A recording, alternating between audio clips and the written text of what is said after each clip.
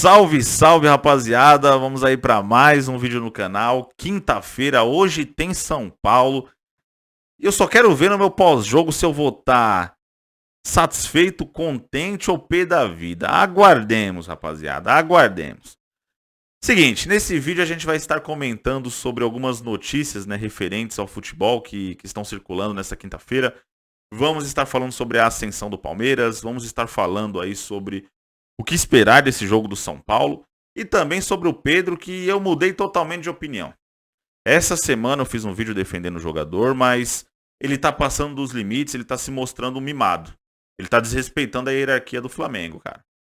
Existe um contrato, ele assinou esse contrato e nesse contrato, cara, existe uma hierarquia. O jogador não é mais importante que o clube. Então até os próprios companheiros de equipes dele estão, cara, criticando, enfim, o ambiente não tá legal pro Pedro. Se tiver descontente, cara, se não tiver com vontade de continuar no Flamengo, sai fora, vaza. Agora o que não pode é ficar com esse biquinho aí. Enfim, vamos falar mais sobre isso, rapaziada. Começar o vídeo aí falando sobre o Palmeiras que afastou de vez, qualquer possibilidade de crise. Nos últimos 4 jogos, o Palmeiras está invicto, um empate, 3 vitórias seguidas, o torcedor palmeirense retoma a confiança no time, o próprio Palmeiras começa a enxergar a temporada de uma outra forma, o time que há uma semana atrás, 2 semanas atrás, cara, tava perdido. O Palmeiras ele tava sem rumo na temporada, tava desacreditado, mas mudou totalmente. Agora o Palmeiras começa a pensar sim, por que não? De repente pensar na conquista da Libertadores. Não é impossível, muito pelo contrário. Então, pra mim, o Palmeiras ele merecia já ter, cara, garantido a classificação no jogo de ida contra o Atlético Mineiro. Só no primeiro tempo já era pra ter terminado os 3-0. Foi o melhor primeiro tempo da temporada no Palmeiras. Há quem diga que foi contra o Água Santa, mas pelo amor de Deus, velho, não dá pra comparar. Beleza, que ali era uma final, valia um título, tem muita importância, mas não dá pra você colocar ali na balança, cara.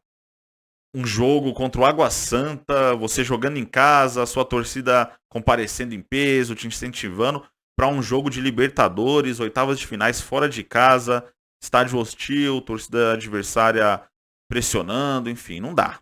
Contra o Atlético Mineiro, que não tá num bom momento, mas é uma grande equipe, enfim. São pesos diferentes. Eu acho que esse primeiro tempo do Palmeiras contra o Galo disparadamente, cara, foi o melhor da temporada. E é um alento pro torcedor, porque agora o torcedor começa a olhar e falar, opa, esse time tem pra onde evoluir. Se esse time jogar mais vezes o que jogou no primeiro tempo desse jogo contra o Atlético, olha, ele consegue sim pensar em objetivos maiores na temporada. Então com certeza serve de alento. O sucesso do Palmeiras, cara, claro que o Abel Ferreira tem totais méritos. Ele é o maior responsável por esse sucesso do Palmeiras. O maior treinador da história do clube. Mas ali no que diz respeito aos jogadores, o sucesso do Palmeiras passa muito também pelo Rafael Veiga. O Veiga, cara, quando ele tá bem, o Palmeiras vai bem também. Quando ele consegue ser participativo, quando ele consegue dar assistências, quando ele consegue fazer gols, quando ele consegue ser decisivo, o Palmeiras não perde, rapaziada. Agora, quando ele não tá jogando bem, o Palmeiras também não joga nada. É incrível isso. E ele tá retomando o bom futebol. Ele voltou a estar em evolução. A tendência pros próximos jogos aí é o Veiga, cara, tá amassando, tá destruindo. Então, isso daí é mais um motivo pro torcedor palmeirense se apegar ao fato de que dá sim pra acreditar, de repente, uma Libertadores, já que o Campeonato Brasileiro tá complicado. E aí tá rolando, essa polêmica. O Veiga, ele fez uma postagem falando que respeita todas as equipes e tal. Cara, eu não vejo problema nenhum nessa comemoração dele. Ele faz essa comemoração até no Allianz Parque. Ele, digamos assim, chuta a bandeira com o símbolo do Palmeiras. Não é desrespeito, ele não vai desrespeitar o Palmeiras. Ele é um dos maiores ídolos aí do século no Palmeiras, cara. Então, é a comemoração do cara, ele faz isso no Allianz Parque, ele faz isso, cara, em qualquer outro estádio do país. No Morumbi, ele faz isso no Mineirão, em Itaquera, enfim. E não é algo pra cartão. Não tem que tomar cartão amarelo nesse tipo de comemoração, nesse tipo de circunstância, rapaziada. Pra mim foi um erro que aconteceu lá com o Luciano. A arbitragem brasileira ridícula. A arbitragem brasileira extremamente tendenciosa, cara. Enfim, vamos continuar. Vamos falar aí sobre o São Paulo, que não tem nem conversa, é força máxima. O São Paulo tem que escalar os melhores possíveis para esse jogo contra o São Lourenço.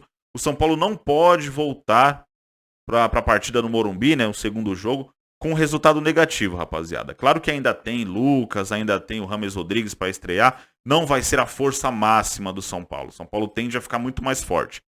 Mas dentro do que está disponível para o Dorival, ele tem que escalar ali os melhores. Não dá para brincar.